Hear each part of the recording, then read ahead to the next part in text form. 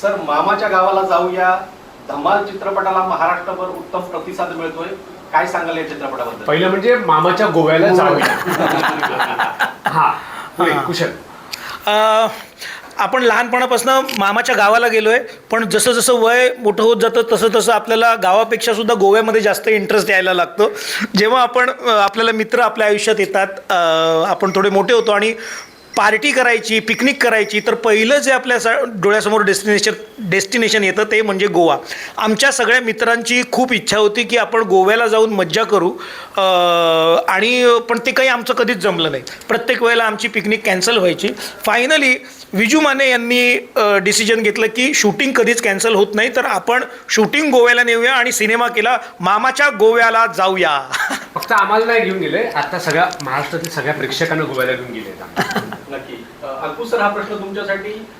इतर चारित्र्यपट करताना, हा धमाल विनोदीपट करताना काय आव्हान आणि कसं तुम्ही सामोरं गेलात त्याची? मला असं वाटतं सगळं क्रेडिट विजू माने सरांना आहे की आम्हाला सगळ्यांना त्यांनी बरोबर एका कास्टमध्ये बसवलं आणि ती जी धमाल घडली आहे ती त्यांच्या लिखाणातून, त्यांच्या डिरेक्शनमधून त्यांनी प्रोड्यूस केलं आहे. त्या कलरफुल चित्रातून आम्ही सगळेजण एक मस्तपैकी बसलो आणि आम्ही खूप धमाल केली आहे या चित्रपटात.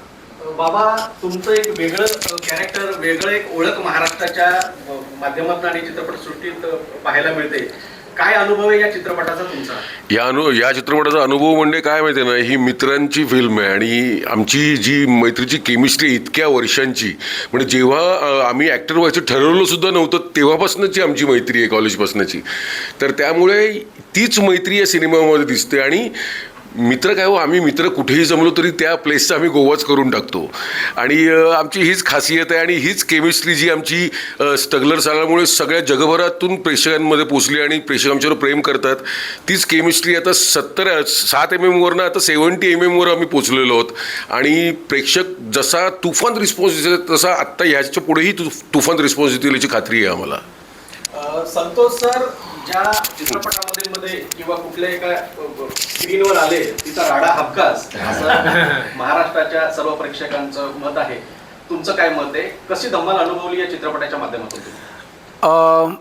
हा चित्रपट, हा सिनेमा जरी असला तरी आम्हा मित्रांसाठी, आमच्या या मित्राच्या गोतावळ्यासाठी हे इमोशन्स आहेत, या भावना आहेत आमच्या. आणि मला असं वाटतं की हा चित्रपट बघताना लोकांनी चित्रपट बघता बघता त्यांनीसुद्धा त्यांच्या या भावना समजून घ्याव्यात आणि भावनाच बनवून घ्याव्यात. हे एक्सप्रेशन्स आहेत आणि ही मैत्रीचं एक गिफ्ट आहे या फ्रेंडशिपला दिलेलं. आणि देवाच्या आशीर्वादाने कदाचित पुढच्या वर्षी आणि वर्षोनवर्षी प्रत्येक वर्षी एक मैत्रीचं गिफ्ट आम्ही देतच राहू. विजू माने सर, मुळात ह्या चित्रपटाचं शीर्षक तुम्हाला कसं सुचलं? हां, म्हणजे खऱ्या घटनेवरूनच ते सुचलं की आम्ही गोव्याला जात असताना आमचा एकदा पोपट झाला, म्हणजे अनेकांचा होतो तसाच आमचा झाला.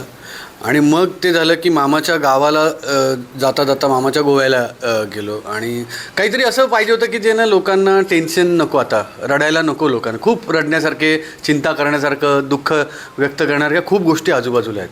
टेन्शन फ्री व्हायला पाहिजे, हसलं पाहिजे, खळखळून जगलं पाहिजे माणसाने. जगणं म्हणजे काय तर हसणं, हे माझं मत आहे. आणि त्यासाठी हा सिनेमा केला आहे की तुम्ही थिएटरमध्ये या, फॅमिलीसोबत या, आपल्या मित्रांसोबत या आणि खळखळून हसण्याचा आनंद घ्या.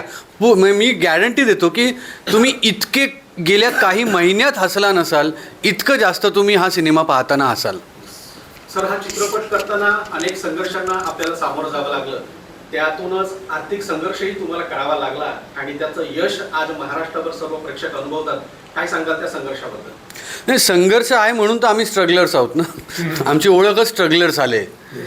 त्यामुळे संघर्ष चुकतच नाही. आणि त्याचं काय, आपण बघा ना, तुम्हाला जर मी एका ताटात फक्त श्रीखंड दिलं तर आवडेल का खायला?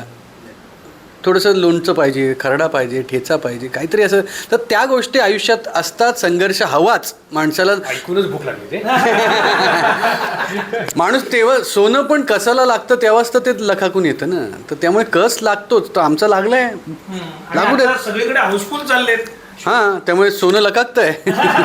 मैत्री दिनाच्या निमित्ताने मामाच्या गोव्याला जाऊया टीमने महाराष्ट्राच्या प्रेक्षकांना एक वेगळी पर्वणी दिली आहे, असंच आपल्याला या ठिकाणी म्हणावं लागेल. येस. खरं तर हा जो सिनेमा सुरू झाला, जेव्हा सरांनी श्री लिहिलं ना, त्यावेळेला ते म्हणाले की आपण फ्रेंडशिप डेच्या निमित्ताने त्या वीकमध्येच हा सिनेमा रिलीज करायचा, कारण हा मित्रांचा सिनेमा आहे, हा मैत्रीसाठी जागलेल्या लोकांचा सिनेमा आहे. तर तो त्याच आठवड्यात रिलीज झाला पाहिजे, काहीही असू देत. आणि तसा तो रिलीज झाला आणि फ्रेंडशिप डेच्या निमित्ताने आज मित्रांचे ग्रुप आणि ग्रुप सगळे जातात. 30 लोक आलेत. मला इतकं भारी वाटतंय त्यामुळे, की जसं दादांचे सिनेमे होते तेव्हा कसे ग्रुपने लोक जायचे, किंवा आमच्या कॉलेजमध्ये आम्ही ग्रुपने जायचो, तसे लोक ग्रुपने येत आहेत, तसे मित्र येत आहेत. सो थँक्यू महाराष्ट्रातल्या सगळ्या रसिक मायबाप प्रेक्षकांना. थँक्यू. मला एक प्रश्न विजू सरांना आहे, याचा पार्ट तो आम्हाला बँकॉकला बघायला मिळणार आहे का? याचा अर्थ तुम्ही सिनेमा पाहिला आहे. तुमच्यासारख्या प्रेक्षकांचं प्रेम असेल, तुम्ही अजून 4 प्रेक्षक, अजून 40 प्रेक्षक, अजून 400 प्रेक्षक, 4000 प्रेक्षक, ह्यांच्या सगळ्यांची जर इच्छा असेल तर का नाही, बँकॉक काय स्वित्झर्लंडला करू. थँक्यू. अभिनंदन सर तुमच्या सर्व टीमला. थँक्यू.